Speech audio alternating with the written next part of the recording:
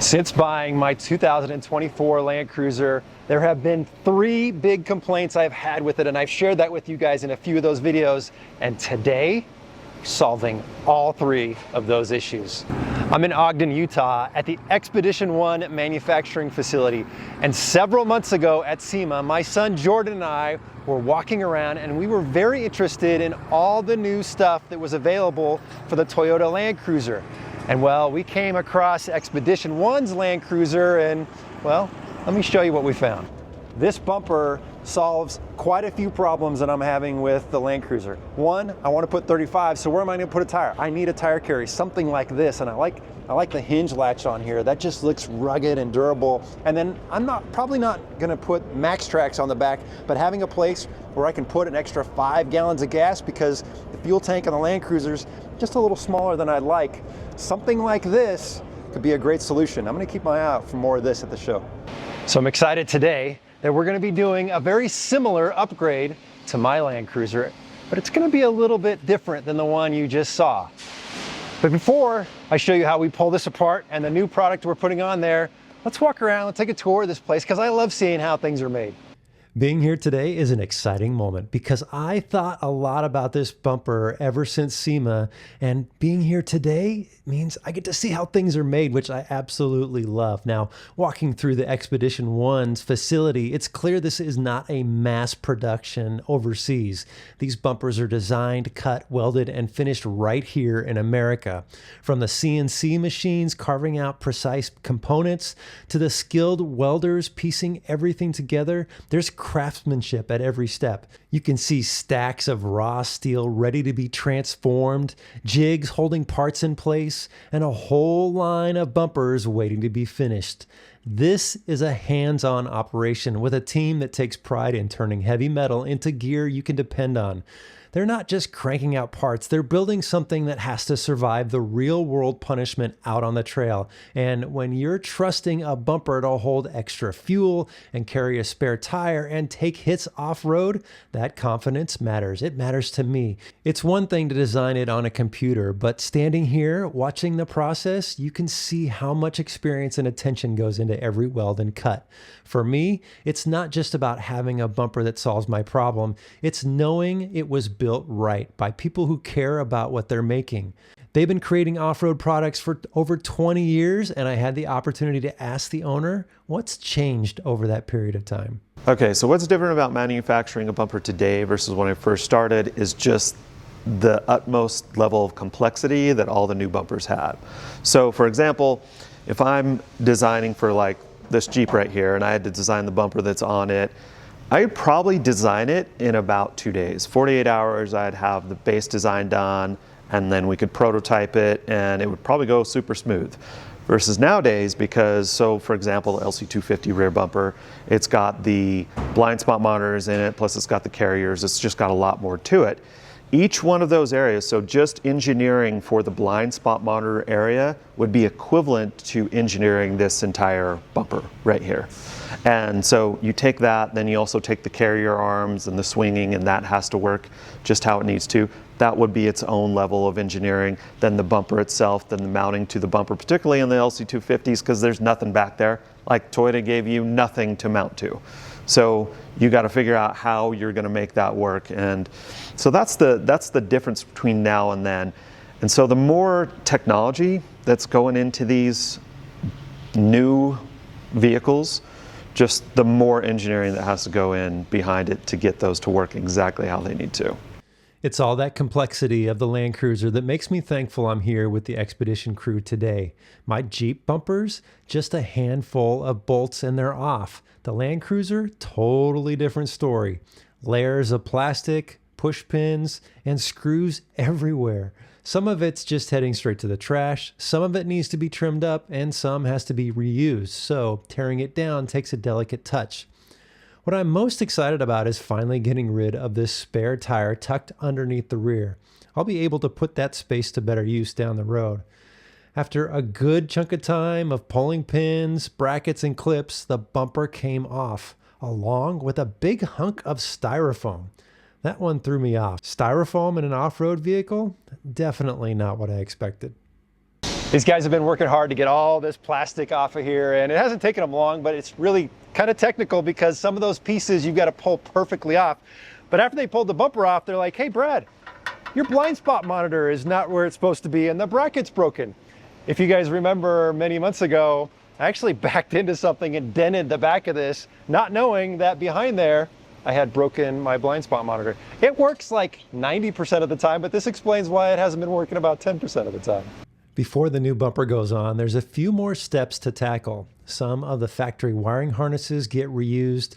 A few plastic pieces need trimmed so they'll fit around the new steel. And this is where things get a little permanent. There's no going back from this now. I hope I really like this bumper. I know a few folks out there might be a little intimidated about cutting the plastic bumper like that, but here's the thing that James just told me is you don't have to be super precise, because as long as you just go a little bit bigger than you're supposed to go, the bumper actually covers most of the trim they're putting back on. We might actually have to just trim a little bit more to make it fit, but you're not even gonna see like the straight lines because it covers up the way it's supposed to be. So we'll see how that looks when it's all said and done. There are also brackets to make sure everything mounts up solid, and no, there's no styrofoam this time. Expedition 1 also thought ahead with the tech.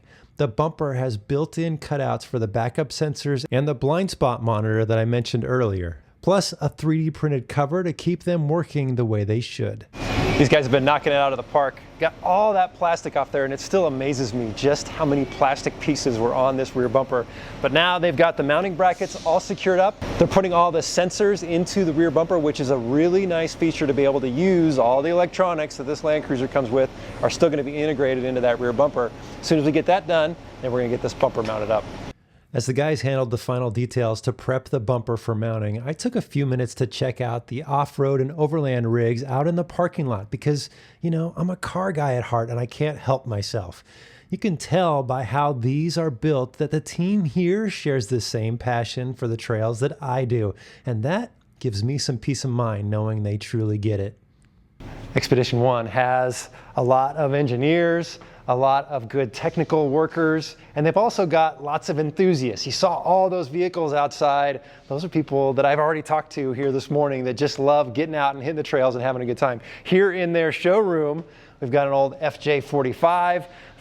There's a JK over there with a 50 cal on top of it. It is an airsoft gun, but it's still pretty cool. And then the original TJ that started it all is in here. It's nice to see a little bit of history of this place. Now it's time for my new bumper to go on, and being solid steel, it's no lightweight. A few extra hands are needed to muscle it into place. There's some careful adjusting, lining up the brackets, and making sure everything sits square before tightening it down. Little by little, bolts get snugged, gaps get checked, and finally it all comes together. Once it's locked in, you can really see the Land Cruiser starting to take on a whole new look. So I started the video off talking about the 3 problems that I've had with the Land Cruiser being solved today. The guys are over there putting the last finishing touches on the bumper. There's a couple mounts that need to go up there to really secure it. But over here is where these solutions come into play. So this bumper is going to have a dual swing away. So it's going to have one that carries the spare tire, meaning that underneath where I was dragging that spare tire all over the place because it's an oversized tire, I'm not going to do that anymore. I'm going to be able to put it up onto the bumper tire carrier. Second, I couldn't fit a 35 underneath there. Now we can put a 35 on one of these tire carriers. The other challenge that I've had with the Land Cruiser is that it has a pretty small fuel tank for a Land Cruiser. It's 17.9 gallons. So if I'm towing my trailer and I'm going deep off the grid, well, fuel anxiety becomes a real thing. So on the other swing away, we're gonna be able to carry a 5-gallon jerry can. That is gonna be a very nice little addition. Plus, what I also realized, looking at this bumper now on there, is we just gained some departure angle. So a whole lot of benefits happening today, guys. The swing-away spindles on the bumper are solid and beefy. No concerns about these being a weak point. Standard bearings get packed with grease and fitted into each swing-away before everything is bolted down tight. The tire carrier bracket mounts to the swing-away and even gives you options. You can run the spare vertically or slightly at an angle. I'll show you at the end of the video which setup I decided on. Once the tire carrier was in place, the gas can mount was bolted up and the installation was complete. Before I rolled out, I asked a few other folks here what makes them proud to work at Expedition One. At Expedition One, I'm most proud of the quality of our products and just the steady growth we've had over the years. It's a real blood, sweat, and tears situation, but we're really proud of it. Most proud of seeing customers use their stuff and, you know, getting out there and hitting the trails with it, seeing it in action. We fast forwarded in time since my trip to Salt Lake City because I wanted to live with the bumper for a few weeks before I gave you my final thoughts and impressions. And let me just start by saying that I absolutely love the way it looks and I love the functionality of it. Let's talk through a couple things and a couple things that I need to still fine tune a little bit. First of all, the entire bumper just fits the form of the Land Cruiser so well. The pieces that go all the way to the side to give me some side protection, that's going to be very nice. The extra clearance that I've got is incredible. Being able to carry a jerry can and lock it up, and then we put 35s on here, guys. So I've got a 35-inch spare back here and I've got 35s all around. So I'm running the Patagonia AT Pros, and these are going to be the perfect tire for this vehicle. And that tire is up off of the ground, so I'm not going to drag it. It's not hanging really low. So if I'm on something that's kind of vertical, this is going to be up nice and high. And I did go with just a little tilt in on that tire. I think it gives it a nice little fit. There's very little gap between the swingaways and the body, so it's not sticking way out. I just like how compact and sturdy it is. So I have put, well over 1,000 miles driving back from Salt Lake City and spending a couple weeks on this. And guys, this thing is rock solid. It does not rattle at all. This is not going anywhere. I'm very confident in how well this is built. The latches here for the swingways are extremely sturdy. I love these big bulky handles, and there's a little handle underneath here, and that allows you to pull this out, and then it does lock into position just like that. So if I'm on a slope, which I'm on a little bit of a slope here, it's not going to slam closed. And then under here you just hit the little tab and that swings right away, locks up perfectly, and again you just push this, done. I'm really happy with that.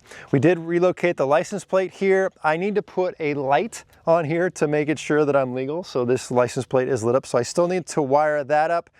And then down here, there are some cutaways for some off-road lights, and I have my dust lights up there, so I'm thinking what I'm gonna do is probably put a white light down here as well.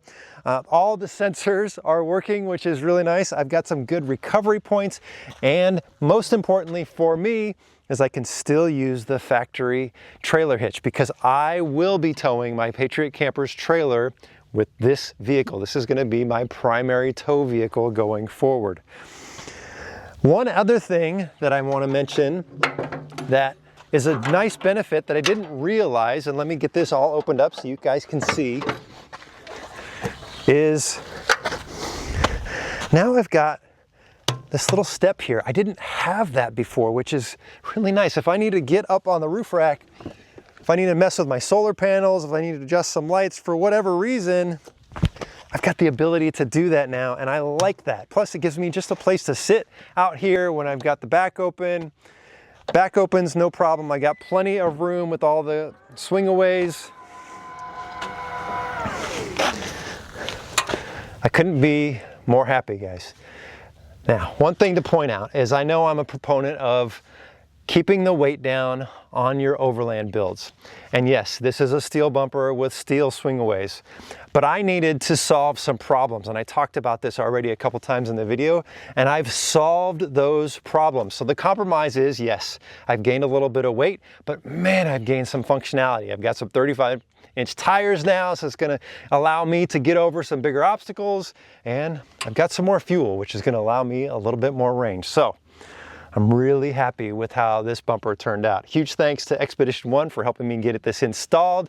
And if you guys would like to see more Land Cruiser content, let me know down in the link below. And I will also leave a link to all the build videos and off-road videos that we've done on the Land Cruiser so far. There's more to come. I'm really excited to do more with this project. If you haven't checked us out over at TrailRecon.com, make sure you visit us over there and get some gear to outfit your vehicle for your next adventure. Until next time, safe travels.